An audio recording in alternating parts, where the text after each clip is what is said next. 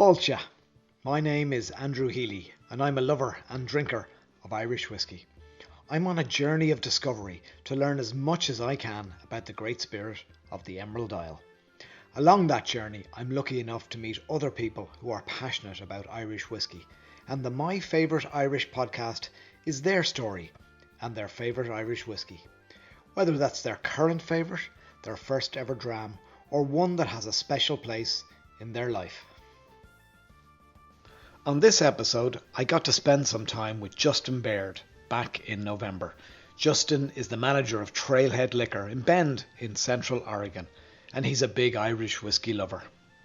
I've known Justin for a couple of years, as we're regulars at Trailhead Liquor when we visit, and I finally got to sit down with him, get him on the record, so to speak, and we had a great old chat.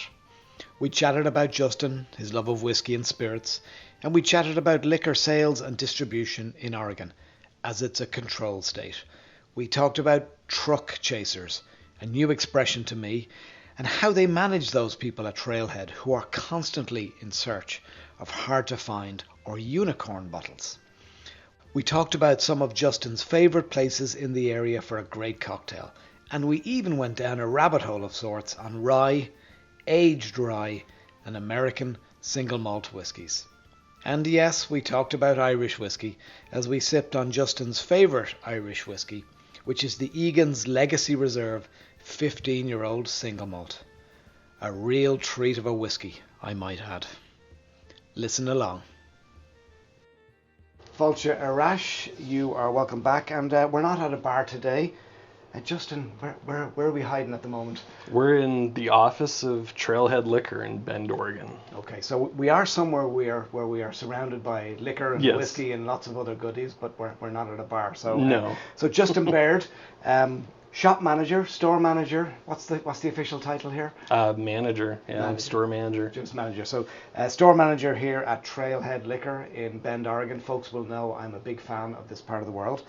And folks will also know that, I suppose, your boss, Angela, was the very first person to put her hand up and say yes to me when I started this My Favourite Irish journey. So back to have a chat with you. Oh, thank you. Yeah. Thanks for coming. No, and folks won't know, obviously this is recorded. It's a chilly morning here in late November. It was 17 degrees when I left for the store this morning. So for folks who listen to this on the other side of the pond, that's 17 Fahrenheit. Yes. When I woke up this morning, it was 12 Fahrenheit, and I did the conversion, and that's minus 11 centigrade. Mm-hmm. So for a pasty Irishman who doesn't enjoy the heat, I really don't enjoy the cold either. No. So they make you hearty and kind of character filled up here in Central Oregon. They'd sure try. They have their extreme weathers, and sometimes you just have to bundle up. Yeah. And I suppose, given that it's we're just past Thanksgiving, it's getting cold up here, we should probably start our chat by getting something into the glass, and you've already poured some here. I have. So we're here to talk about your favourite Irish, but we're also here to talk about you and the shop and Central Oregon and whiskey generally. So we should raise a glass. Let me we've got a couple of glasses here, so let's do a sláinte. So what have we got in here? What's your favourite Irish? And we'll come back to it later and talk more. This is a Egan's 15 that I got here at the store a couple years ago. It was a gorgeous bottle and a great price, and I had tried their more entry level stuff. Okay.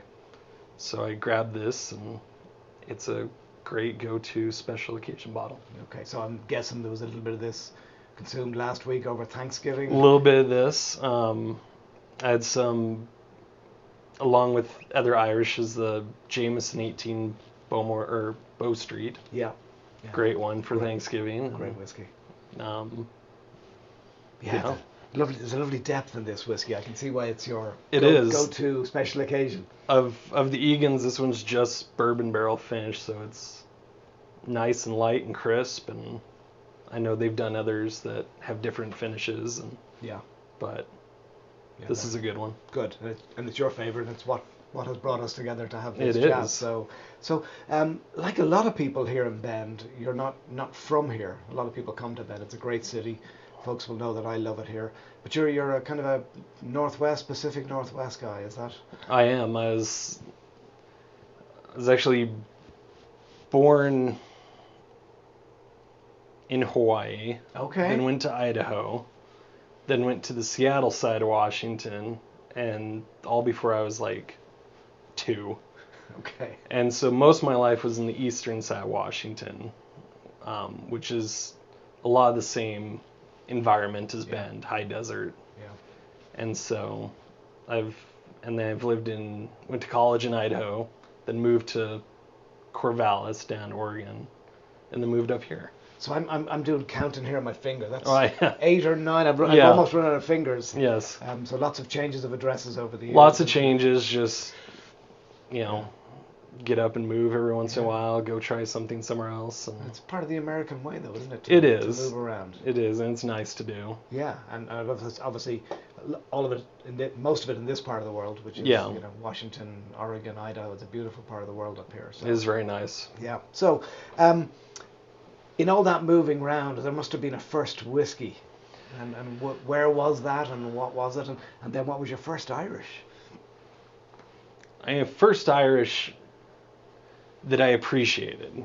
Okay. Was Redbreast 12. I saw it on a bar, thought the bottle looked gorgeous, sounded good, and loved it first sip. Before that, it was a lot of poorly constructed Jameson shots, or... You're not the first person to say that. No, and a lot of the ones that I had, I didn't care for the Jameson. Okay. I was like, this has a weird taste to it, doesn't go with the rest of this, but I feel like it was put in there as the shot whiskey. Yeah. Yeah, and I'm sure you're familiar with the history of Jameson. Is one of the reasons we still have Irish whiskey. It's yes. the global brand that, I won't say it on its own saved Irish whiskey, but certainly it was. If we didn't have Jameson as a brand in the 70s, 80s, and 90s, then we would have been in trouble. Yeah, it would have been a pretty dire situation. Yeah. But that was, I don't think I'm alone saying Jameson was the first, but the first appreciated one was Redbreast 12. And folks will know that I'm in the same boat as you. Redbreast 12 started this journey for me back in 2016. Interesting, we talk about Redbreast, we'll touch on pricing at one stage. You've seen pricing go insane. Yeah. And not just with Irish, but in other areas as well, other whiskey categories? In every category. Everything from... tequila's gone insane the past couple of years. Scotch, anything imported, unfortunately, to the States has gone up quite a bit. Yeah.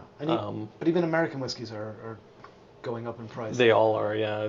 And the demand's there, the market's there for it, but it's gone quite wild. Now, we didn't have this on our chat list here, but I'm going to go off on a quick tangent because I follow you guys on your social media, particularly Instagram, and you do a great job on that. But every now and then you post about your unicorn rules, or your unicorn whiskey or unicorn liquor rules. Yes. That plays into pricing, obviously, and demand and supply. Yeah. You want to just let folks know what you guys have done to make ungettable whiskey more gettable? We have a sign-up sheet or wait list. It used to be that when we get our delivery on Fridays, the same group of people would be waiting. And they would always try and snag up anything that we had gotten in that day. And then people would come in, later in the weekend or later in the week, and, they didn't really have the chance to get some of those. So we decided to create this list where you put your name and phone number and the top 2 bottles you're looking for. Okay. Because a lot of people come in with like a list. They're like, do you have any of these?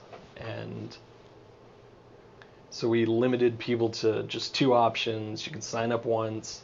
Okay. And as it comes around, like, we'll give you a call. You have 24 hours to come in and buy it. And it's helped regulate the truck chasers. Is that what you call them, the truck chasers? Yeah, it's people that have the schedule of everyone's delivery, and they're there waiting when they open. And wow. I didn't realize it was that serious. It is. It's more serious in bourbon, in American whiskey. Yeah, makes sense. It's oddly gotten a little higher in tequila past couple of years. People looking for specific brands that are hard to get.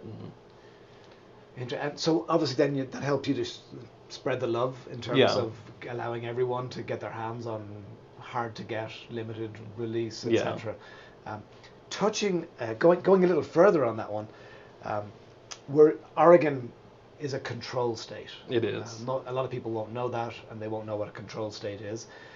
Here in Oregon, liquor is controlled by the OLCC, which is the Oregon Liquor and Cannabis Commission, if I'm correct. Correct. I always thought it was great that they put liquor and cannabis together under one entity. Pros and cons of control states. For me, one of the pros is I can look up inventory at your store, at any store in Bend or any store in the whole of the state, and I can see if somebody has a particular Irish whiskey. And obviously, I'm taking some Redbreast Kentucky Oak off you. Yes, you are. This week and bringing it back to California with me. Is the con side of that these truck chasers know who has what, when it's coming, and sometimes, usually, like what you're referring to is OregonLiquorSearch.com. Okay. Where you can the public can look at the inventory of stores and see if something's around.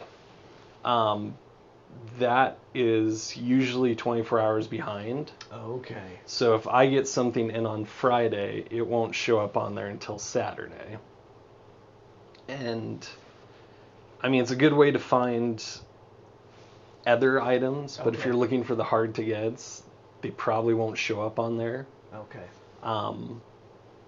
But like in your sense, looking up hard to get Irishes, like the Kentucky Oak, I can see if anyone in Bend has it or anyone surrounding Central Oregon has it. Yeah.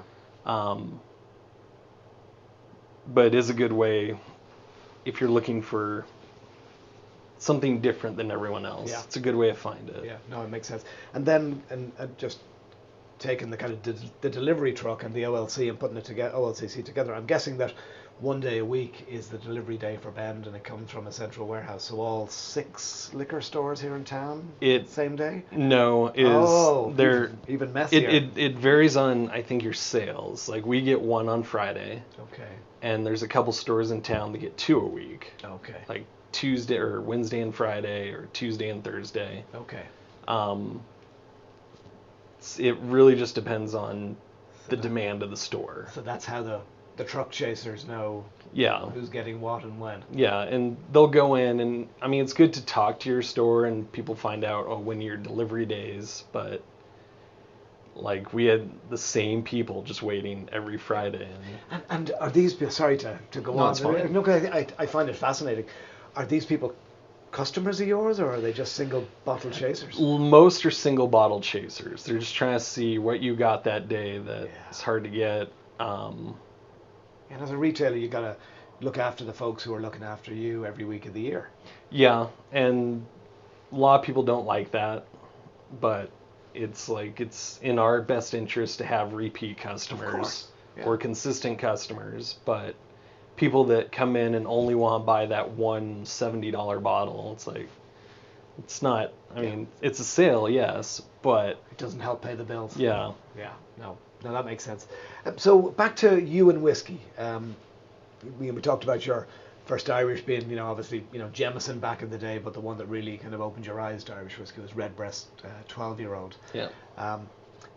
You've seen the category grow over the years. Immensely. Yeah. I haven't done a count of what we have out on the shelf here in the store, but I'm going to guess there's 60 to 80 SKUs. Yeah. It's just a rough guess. Yeah. How does that fit in with whiskey generally? So, American, Canadian, Japanese. It's kind of right in the middle. Okay. Like American whiskey's growing at an alarming rate. There's a new brand every week. There's a new SKU every week. existing distilleries come out with a new line that, take up more shelf space. And the demand for bourbon and American whiskey is enormous. Scotch is kind of held steady. Okay. We've noticed more independent bottlers, people that will buy a barrel from Glenmorangie or Kalila or something and release it themselves. But the brands in Scotch have kind of not really expanded a lot. Okay. They're kind of just staying very consistent. Whereas Irish, like one we have this week, Bushmills just put 4 new finished whiskeys in Oregon. There's a Bordeaux finish, a tequila finish, Burgundy, I think, finish. You have piqued my interest. Yeah, Justin. it's really wild, but I mean, even Jameson has expanded from their basic green bottle to, black barrel, stout, IPA, and even flavored of orange and coffee. Yeah, we'll talk not too much about that. No, but everyone's expanding. Even Redbreast came out, the American Oak, the PX, which. I wish I could get my hands on more PX. I agree. Supposedly more is coming to Oregon, but and then like the 15, the 21, the 27 is Irish is expanding very well. Not at the rate American is, but definitely a lot more than Scotch. And would you have hardcore Irish whiskey drinkers, people who come in who would pick a bottle of whether it's regular Bushmills, original or Black Bush or Bushmills 10, and you now would say, hey, we've got these new finished whiskies that you might want to try. Is that kind of how it works? Your Irish drinkers will stay in their Irish lane? It's a funny habit people have is they will stay in their lane whether it's any brand or any category. Okay. Like Johnny Walker Scotch has very dedicated fan base that won't expand beyond the bottle they've had for 20 years, and that's it. That's what they like. They're like, this is what I've liked. Yeah. I've tried others. I'm good with this. Irish, and every category, people will come in, especially this time of year for the holidays, and be like, I want to get them a nicer thing. Yeah. But they drink. We'll say like Tullamore Dew. Yeah. Because they're like, oh, he always drinks Tullamore Dew. I'd like to give him something nicer. It's like, oh, well, we have Tullamore 16 year. Or we have any of the Redbreasts. Or some of the nicer Teelings. So something with an age statement on it. Something with an age statement. Something that's a little more money that the individual that they're buying for or them themselves would never like No, makes sense. Expand into. Yeah, makes sense. It reminds me of when I first, as we've talked about, Redbreast 12 was what got me started on this, when I first had Redbreast 15. Mm-hmm. And now I go back and forth between the two. Obviously 3 years of extra age. Yeah. 12 would be a go-to, not quite a daily drinker for me, but whereas 15 is a bit more of a treat for whiskey. It's got a little bit more depth of it, similar to what we're sipping on here now with an Egan's 15. You don't pop this on a Tuesday night. This is an end of the evening, real nice treat whiskey. So it's great that people trade up around the holidays. It's obviously helps you guys sell more interesting whiskies across the range. So that's great to hear. A good example in Irish for that is Writer's Tears. Is in Oregon we only get the regular, the double oak, and the cast strength, and the regular and the double oak aren't too far off in price, and so we're usually like, if you like this or if you like the regular, the double oak, which is a favorite in the store for a lot of the employees. And I know you carry the cast strength here. We do. Yeah. That one jumps a bit in price from the other two, but it's... And you don't know this yet, but I've brought, because as I do, I've learned in the whiskey world, when you go traveling and you meet people who love whiskey, you bring a few bottles that they can't get in their part of the world. Oh, yes. So I'll be back in later in the week, and I've got some of the Writer's Tears finished in the Inniskillen ice wine cask. Ooh. For you to try. That's very exciting. So, and I know that there's a culture in the whiskey world of sharing great whiskies with other people who love them. So yes, we'll be back later in the week. I'll be here. So yeah, we're in Bend for the week. So obviously talk about the shop, Trailhead Liquor. It's one of 6 liquor stores here. Seven now, is it? Yeah. Okay. How long are you here, working here? I've been here since before the store.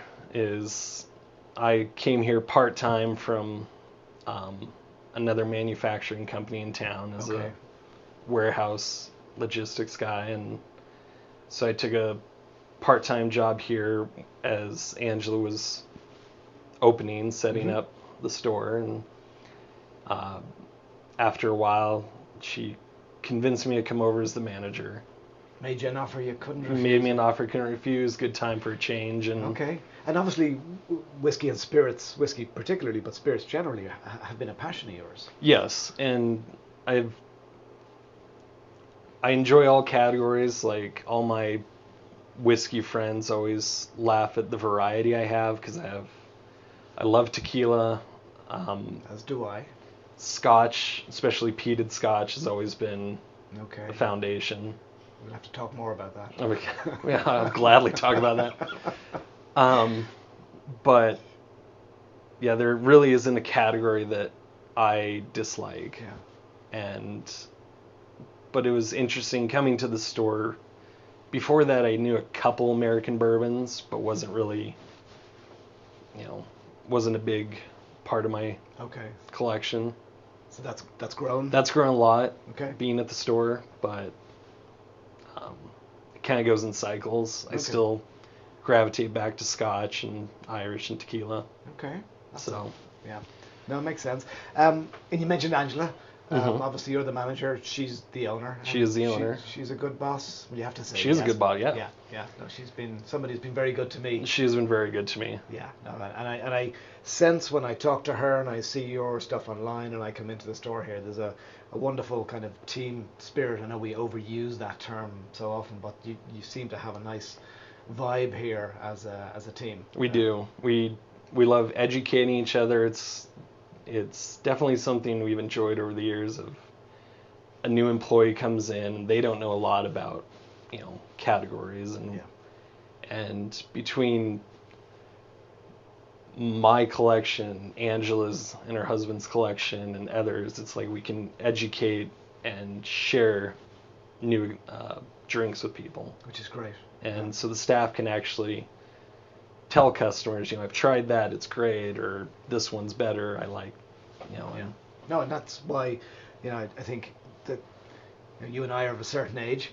I have more grey hairs than you, but I love sharing knowledge and experience that I've picked up with other people and opening their eyes. Yes. And literally seeing their eyes get wide open when they've taste something or try something, or they put one and one together. Yes. And I think it's great that you guys are very positive on that front.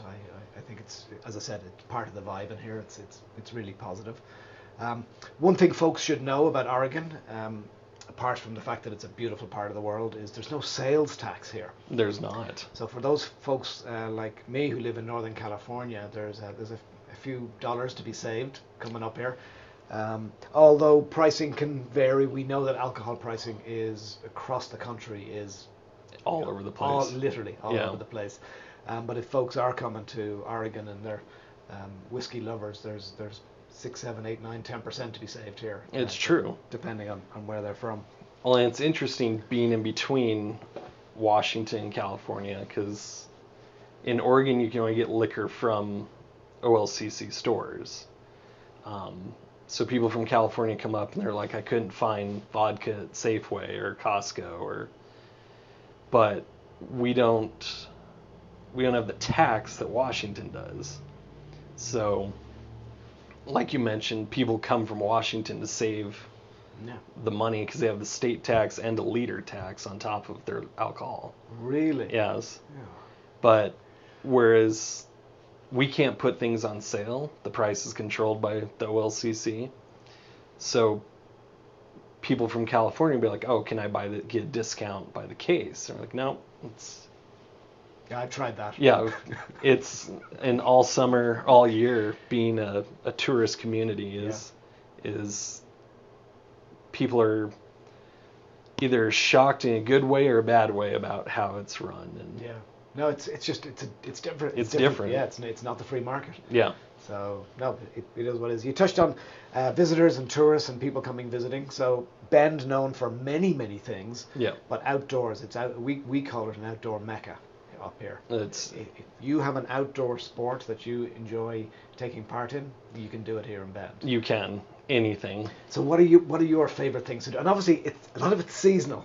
It's all very seasonal, and a lot of people learn coming here that you're going to find something every season. Mm-hmm. Water sports are huge all summer, kayaking, floating the river, fishing. Yeah.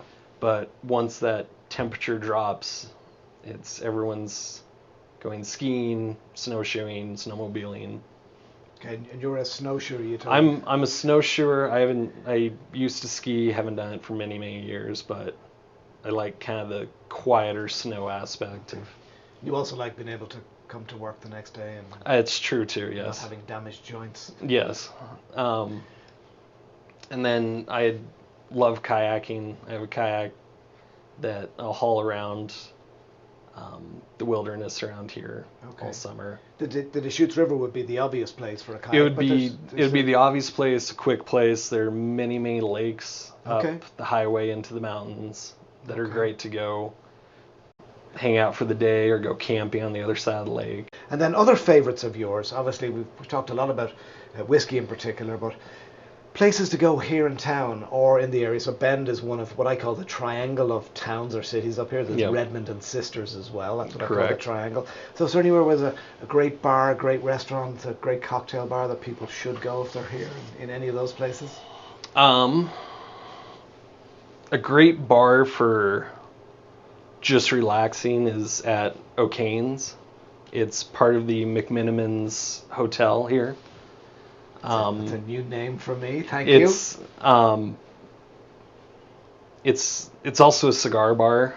Okay. And so it has a bunch of outdoor fire pits, and it's this old church or old school or something that there's stained glass windows all inside, and they have this large cast iron stove inside to heat it. And it's a nice place to just sit on a cold sunny Sunday and they have great prices on pours of stuff. I haven't tried many of their cocktails. For cocktails, there are places around a lot of the restaurants, Bas Torres, Lemon Tree, San Simone. Yeah. All great cocktail places. There's a great cocktail culture in this town. There's a very good cocktail culture. And Central Oregon's a big American whiskey. Like hearing about stores in Portland compared to Bend. Bend is a big American whiskey. So most any restaurant or any bar is very well stocked with whiskeys. With available whiskeys to try. Quick tangent again, not on our notes to talk about, but we say American whiskey, and that's obviously a category in which there are subcategories. Yes. One of the things I'm seeing, and as a retailer, please let me know if I'm right or wrong, I'm seeing rye have a resurgence within American. Is it happening here? Yes. Rye is growing huge, aged rye, because for a while, rye was what you mixed with. It's what you made Manhattans out of, some old fashions or something.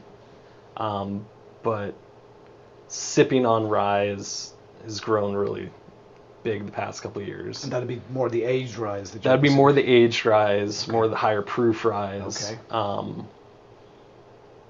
yeah, rye is definitely growing again. Okay. Great. American Single Malts are. That's a whole new area. It's a whole new area, and they're growing a lot. There's always a new one. Even the big guys like Jack Daniels put out a single malt last year. And well, you know that a category is a happening category when the big boys get involved. Yes. They don't get involved in something if there isn't money to be made in it. Correct. But I'm wondering, and I've been reading about the American Single Malt category, if It actually is an area where the independents, the smaller distilleries, are going to really make their mark in it. Would that be a fair comment? I think it would, because a lot are already established. In Oregon, we have Westward Single Malt out of Portland. Yeah. They make great stuff. They're very well known across the country.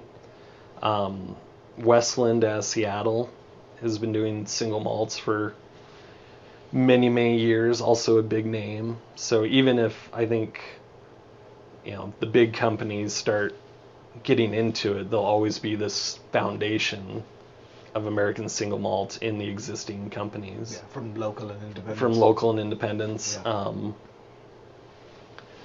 Another one, Balcones at Texas, is really big in American Single Malt. And no, it sounds like we could.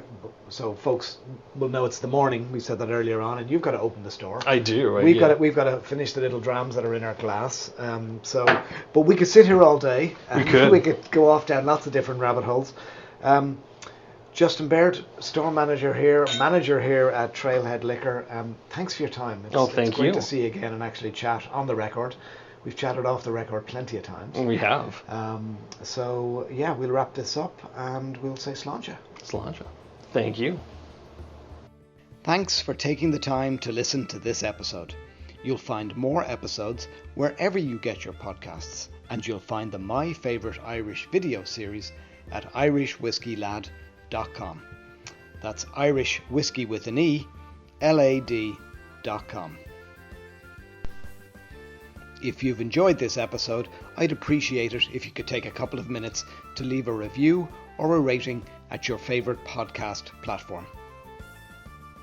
Until next time, sláinte mhath.